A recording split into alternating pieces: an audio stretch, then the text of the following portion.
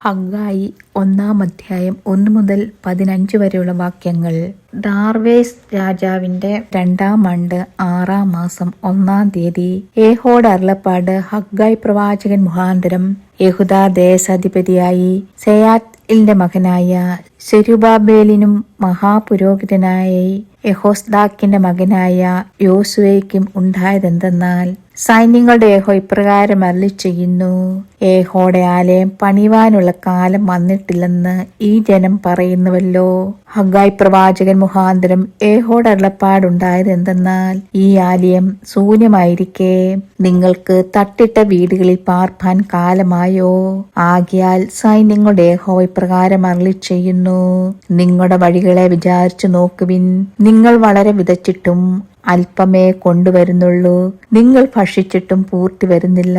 പാനം ചെയ്തിട്ടും തൃപ്തി വരുന്നില്ല. വസ്ത്രം ധരിച്ചിട്ടും ആർക്കും കുളിർ മാറുന്നില്ല.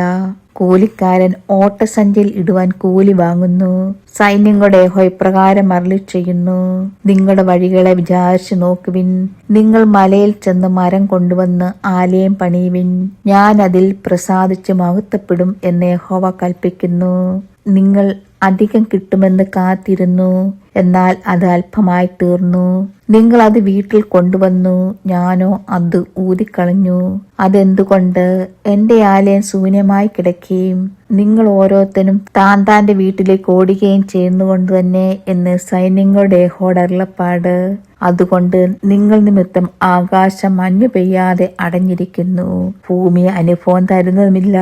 ഞാൻ ദേശത്തിന്മേലും മലകളിന്മേലും ധാന്യത്തിന്മേലും വീഞ്ഞിന്മേലും എണ്ണയിന്മേലും നിലത്തെ വിളവിന്മേലും മനുഷ്യരുടെ മേലും മൃഗങ്ങളുടെ മേലും കൈകളുടെ സകല പ്രയത്നത്തിന്മേലും വറുതിയെ വിളിച്ചു വരുത്തിയിരിക്കുന്നു.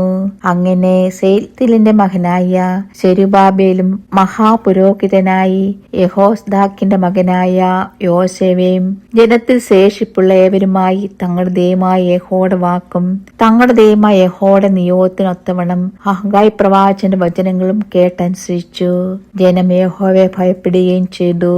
അപ്പോൾ യഹോവയുടെ ദൂതനായി ഹഗ്ഗായി യഹോവയുടെ ദൂതായി ജനത്തോട്, ഞാൻ നിങ്ങളോട് കൂടെയുണ്ടെന്ന് യഹോവയുടെ അരുളപ്പാടെന്ന് പറഞ്ഞു. യഹോവ യെഹൂദാ ദേശാധിപതിയായി സെയാൽത്തിയേലിന്റെ മകനായ സെരുബ്ബാബേലിന്റെ മനസ്സും മഹാപുരോഹിതനായി യെഹോസാദാക്കിന്റെ മകനായ യോശുവയുടെ മനസ്സും ജനത്തിൽ ശേഷിപ്പുള്ളവരുടെ മനസ്സും ഉണർത്തി. അവർ വന്ന് തങ്ങളുടെ ദൈവമായ സൈന്യങ്ങളുടെ യഹോവയുടെ ആലയത്തിങ്കിൽ വേല ചെയ്തു. ദാർവേസ് രാജാവിന്റെ 2-ാം ആണ്ട് 6-ാം മാസം 24-ാം തീയതി തന്നെ. ദൈവമേ, സ്തുതിക്ക് യോഗ്യമാവുന്നു. ബാർക്കുമോ.